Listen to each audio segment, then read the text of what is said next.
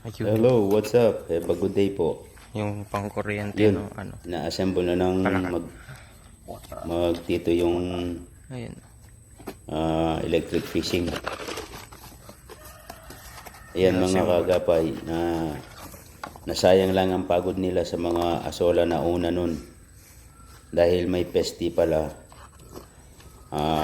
ang salot pala sa asola ay ang mga palaka. Nangitlog sila tapos nagkaroon ng butete. Yun, sila pala ang umuubos sa asola nila. Kaya Na-assemble. ang naisip kong paraan, sabi ko sa bayaw ko, bili siya ng electric fishing yung ginagamit sa pangingisda ng mga, actually illegal yan sa pangingisda. Dahil pag gumamit ka ng electric fishing, namamatay pati yung mga maliliit na isda. Pero yan, hindi natin gagamitin sa fishing. Yung positive. Gamitin natin yan sa sa mga Ay, negative. palaka Ay, na positive nangingitlog dyan. Tapos inuubos ang ating mga asola. Na-assemble na. Binili nila yan sa Shopee yata. Ang alam ko 2,700 yan. Tapos yung baterya 1,500. Nung unang dating ng Nilak po ba dito yung isa? ano na yan, aparato na yan, medyo hindi umaandar yan. Pinagawa sa San Luis. Sa pinsan ko kay Larry, yan. Ngayon na-fix na nila. Binalik niya dyan sa Magalang, sa bundok. Yung isa po dito yung pula po. Ano po ba na mais po yung pula po? Malakas daw yan, sabi ng pinsan ko Yung positive niya po. Ay, Yung mga fuse lang palang nasira niyan. Kabago-bago wala nang fuse. Talaga nga naman sa magdikit. sa Shopee, siyempre hindi na mo na may babalik yung items pag in-order mo. Yan, 1,500 ang battery binili niya. Motorola. Tapos wala pang charger. So, bibili siya ng charger niyan, 1,000, another 1,500 yung charger. Saan yung high dito? Ito po dito, ito po. Naka-high na, ito. Matagal mo namang Switch na lang po gagamitin yan. dito.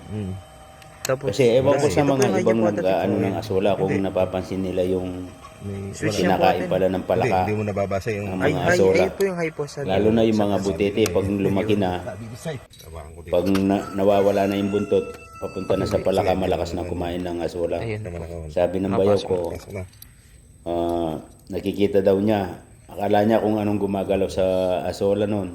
Yung pala mga butete, nilalamon ng Ano yan ulit. asola. Kaya yung mga naunang asola, walang hindi pinakinabangan dahil ang bilis mawala. Dahil pala kinakain na nga ng palaka. May kuryente po. Ang daming klase ng palaka, palakang bato, palakang yung poison frog. Tapos yung totoong palaka na kinakain natin, meron din dyan. Mayroon pang isang palaka kaagapa, yung palakang may buhok, ngipin na yung nakalubog. Lahat patay ang palaka dyan, sa kuryente na yan. Yun lang ang naisip ko na paraan para mapuksa ang mga palaka sa asola na yan. Pesti ang palaka sa asola, kaya kailangan nating eliminate natin sila. Hindi natin pwede silang patirahan dyan na uubusin lang ang asola. Sayang ang pinagpaguran. Yung mga manok natin hindi makakain ng asola dahil nga inuubos ng palaka. Pero ngayon, dadami na yung asola. Sabi ko sa bayaw ko, every 2 days, timbrehin mo ng kuryente, sabi ko, yun. Tapos nung pagkatapos daw niyang kinuryente yan, kinabukasan, may mga nakita siyang palaka na patay, yan.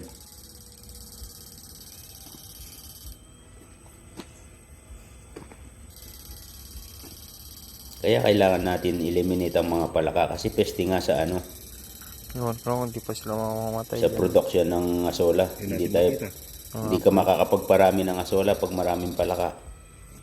So yan ang the best way na anuin natin yung palaka. Ano bang tawag doon? Eliminate natin na kailangan wag na natin silang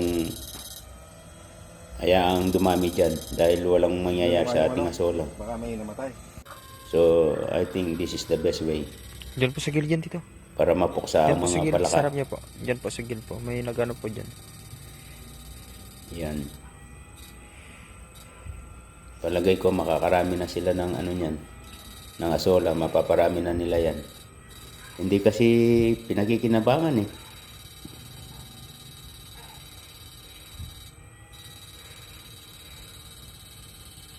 Hindi raw nila nakikita yung mga kumain na namamatay. Actually magandang ano yun yan sa gabi eh, kasi nandiyan ang mga palaka pag gabi eh.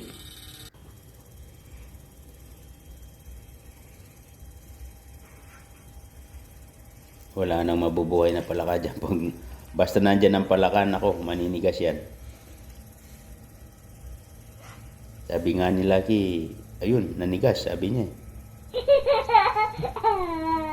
Dito po, dito may ulo po ng palaka ditong maliit, oh. Ayun, no? Ito po, Tito. Palaka po, ayun po.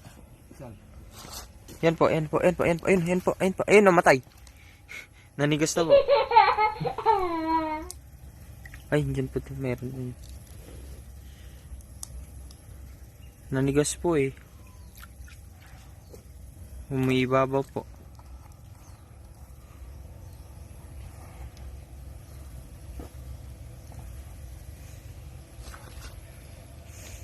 Hindi ko alam kung paano itong... Hawakan ko po yung isa, Tito. Tumigas agad yung isang palaka kanina eh. Siguro hindi lang kami ang naka-experience ng about sa peste ng mga asola. Mga siguro nang produce din ng asola sa kanilang manukan eh, na-experience din nila siguro yung peste sa palaka. Pero yan, may naisip na tayo kung paano natin puksayin ang mga palaka. Yun. Hanggang dito muna po. Maraming salamat po sa panonood at sana maisipan niyo pong mag-subscribe sa ating munting channel. Maraming salamat po.